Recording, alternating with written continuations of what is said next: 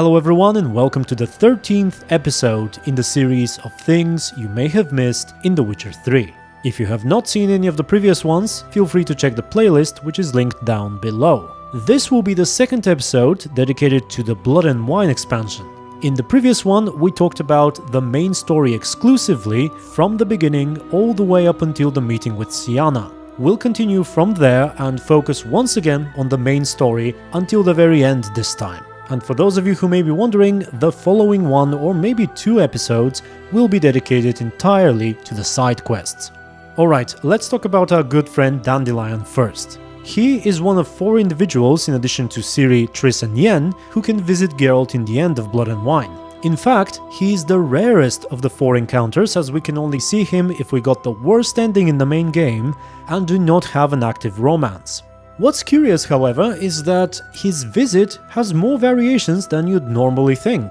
So, thing you may have missed number 1 is that he has a different dialogue based on the ending variation you got in Blood and Wine.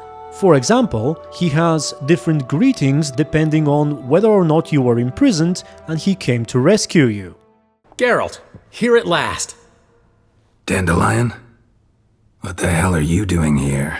I'm not here. I'm a figment of your imagination, 'cause you really want me to be here. Brought you a housewarming gift. It's also an illusion. How do you like it? Geralt, here at last. Moving in? Me? Hardly. Brought you a little something. A housewarming gift. How do you like it? Also, assuming that he did not come to rescue you, he has different lines based on whether Anna Henrietta is alive or dead. If anyone asks, I'm not here. Last time I was in Beauclair, admittedly enjoying myself, my Henrietta, that is, the Duchess, got a bit carried away and banished me on pain of death. Wouldn't want to ruffle her feathers again. Wise. Good. So, some important business. If anyone asks, I'm not here. Last time I was in Toussaint, enjoying myself, admittedly, Henrietta, Dandelion. that is, the Duchess, Dandelion. got a bit carried away and banished me on pain of death. I wouldn't want... Dandelion. Anna Henrietta. She's dead. What? But... how? Come on. Got a story to tell you for a change.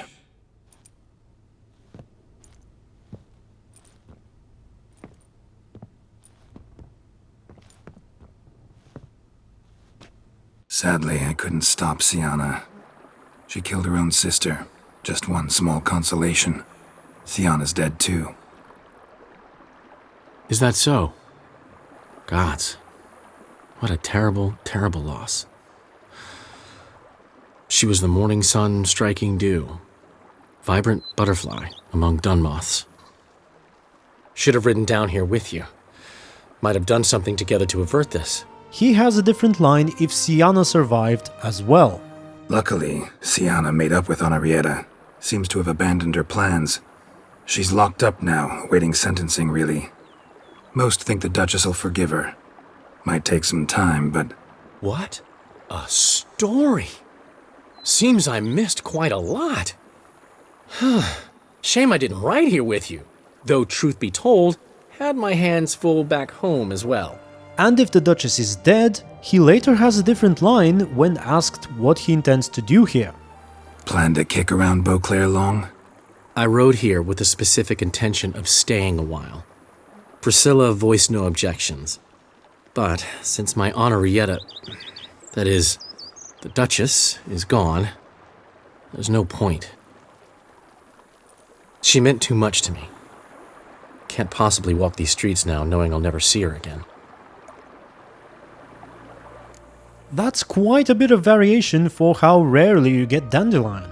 And the second thing you may have missed, once again in Dandelion's visit, is that on top of all of what I've just mentioned, he also has 2 different pieces of dialogue based on what happened in the Carnal Sins quest.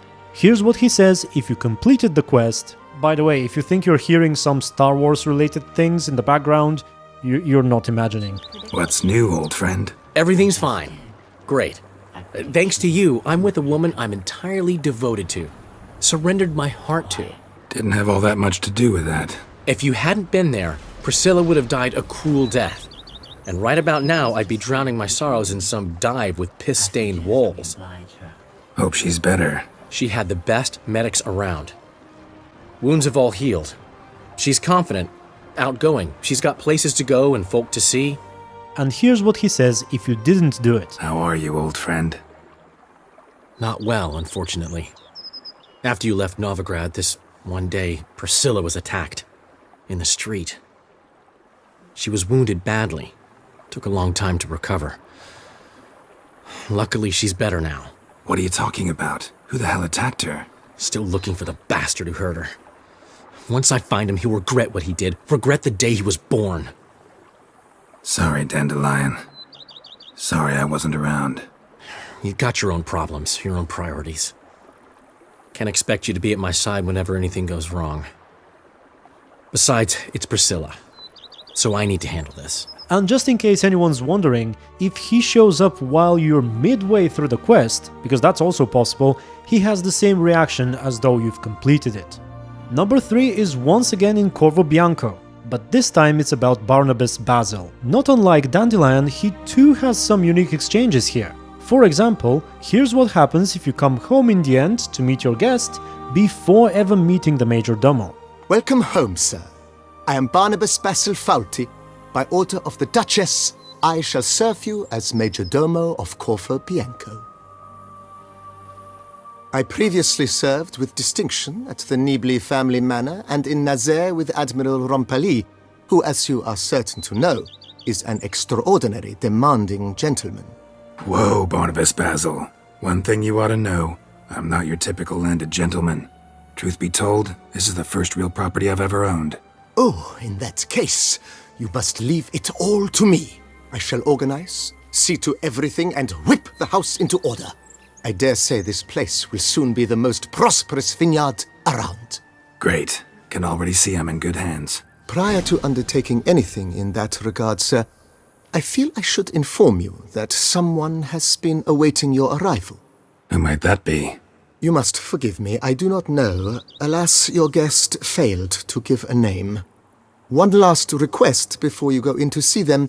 Please, come and find me afterwards. I have yet to give you a tour of the estate. On top of that, this very reaction changes if you had an ending when Anna Henrietta died. Greetings, sir. I am Barnabas Basil Faulty. By order of our dearly departed Duchess, I shall serve you as Majordomo of Corvo Bianco. Oh, I love how they thought about all of this. Okay, we're now moving on to Damien with number 4. It's a fairly small detail, and it's the fact that he reminds Geralt to put on his proper outfit if you decide to change it in between the dressing room scene and the point where you meet the Duchess to receive your reward. Very well. Let us get things underway. Don your ceremonial attire.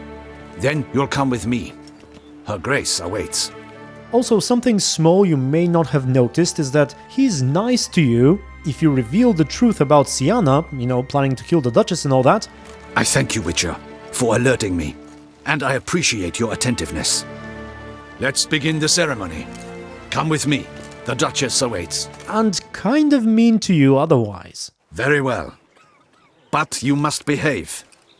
Less like a hired thug, and more like a man deserving of the Duchy's highest honor. In fact, you'd do best to maintain a dignified silence throughout. Very well. Let us get things underway. Number 5 is something you probably know, but I simply can't avoid mentioning it.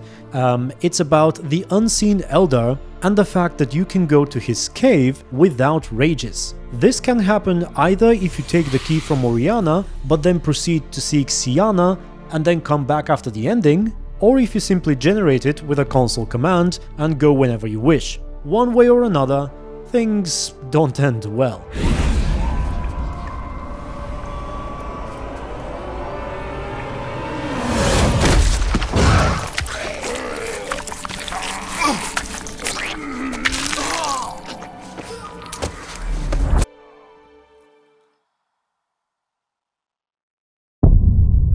the sixth thing you may have missed is a fairly small detail once again that involves Oriana. Some of you may have noticed it, but to those that didn't, she kind of spoils the worst ending by saying, "Why? Because I'm a woman, in a frock rather than plate. I can take care of myself, I assure you. A hairpin might look like mere ornament, but plunged into an eye, it can be as effective as a blade. A hairpin might look like mere ornament, but plunged into an eye, it can be as effective as a blade."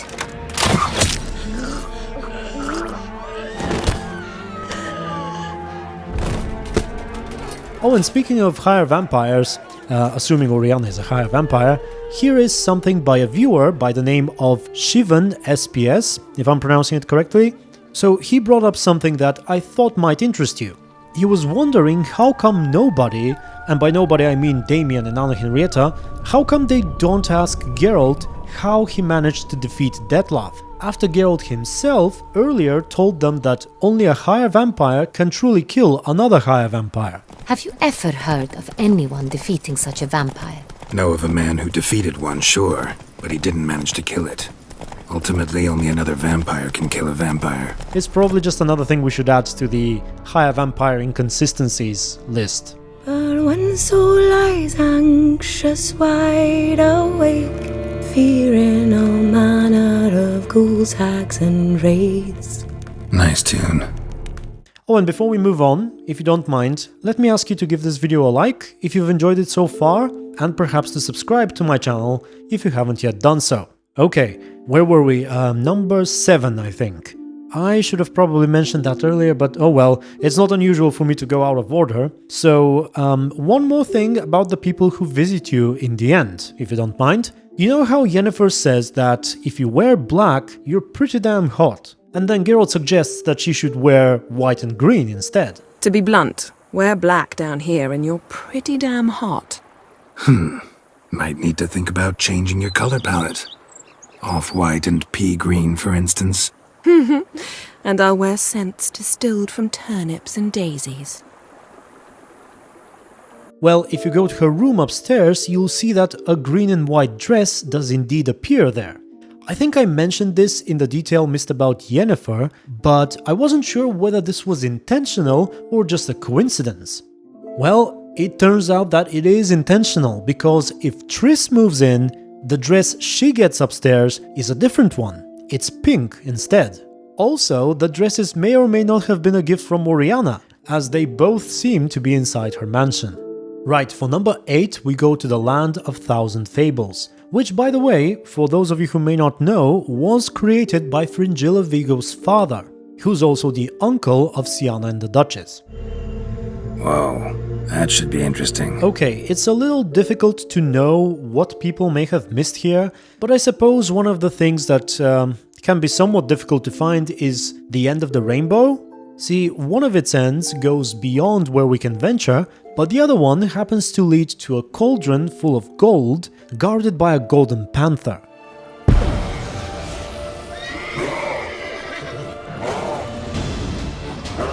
And to quickly go through some other things, in case some of them are not that obvious, what is there? There is a dead dragon. Recognize it? Once upon a time, a terrible dragon attacked Vizima. It took a clever young cobbler to bring about its defeat. Right. Every now and again, some village idiot tries to imitate him, and I gotta come in to clean up the mess. Just one thing in its gut. A half-digested sheep, stuffed with tar and sulfur. Of course, but no bean. Does that not disgust you, poking about in a rotting corpse? Compared to the time I fought a Zeugl in Vizima's sewers, this... never mind. Don't feel like telling that story again. A knight whose armor you can loot. Knight's strange. Doesn't look like he's out of any fairy tale I know. Wonder how he got here. In past times, Henrietta and I would occasionally run into them here. You see, knights errant far outnumber princesses in the real world, so some knights would sneak into the playroom, then into this land, in search of their fairy tale damsels, that's all. Only to be shredded to bits by a swarm of pixies. Irony's delicious. Also, I think there's a will-o'-the-wisp that leads to it. There's also Thumbelina, on whom you can step. Hey, watch it. Stop. You stepped on Thumbelina! That was my favorite tale! Huh? Why is that? Because it wasn't about a princess. Tales about princesses are insufferable. There are crushed legs with ruby slippers, you know, from the Wizard of Oz. Legs? And ruby red slippers? From a tale about a wizard from Ophir. You might not know it. The chicken with the contract is probably too obvious.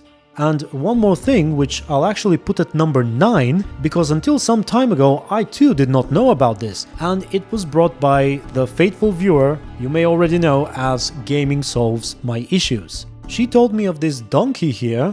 You can find it by exploring around a little bit instead of jumping down the well at the very end, and it appears to be pooping gold.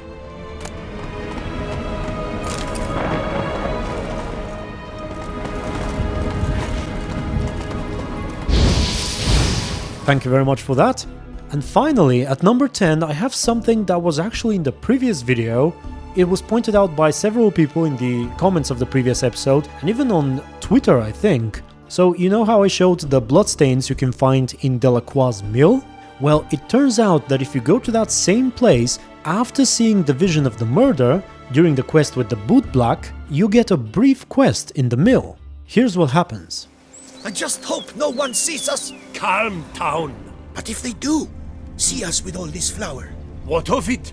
Is flour a banned substance these days? You smell? Confound it! Just as I thought. I knew someone would spy us. We must make sure he doesn't live with the news. Choke him out! Toss him in the river! Footprints lead upstairs. No peasant's boots made these. Blood. Lots of it. Not all human either. So this is where Detloff lost his hand. And where he quartered Delacroix. Definitely the scene of the crime. Not likely to learn much else here, though.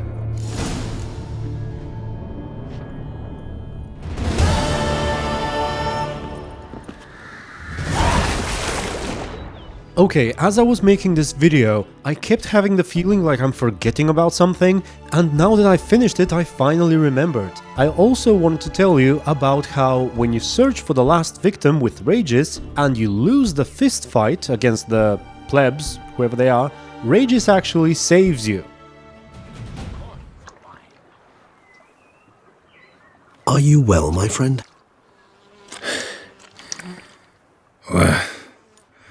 What happened? Well, I saw your opponents gain the upper hand, so I took the liberty of jumping in. They shan't bother us anymore. We can now have a calm conversation with the proprietor. And with that, I think we're done. Tell me what you thought of everything I talked about. Was there perhaps anything you missed? And regardless of it all, thank you very much for watching. Special thanks to my supporters on Patreon and YouTube, and of course to all those who commented to help me make this video better. And until the next one, stay tuned and be good.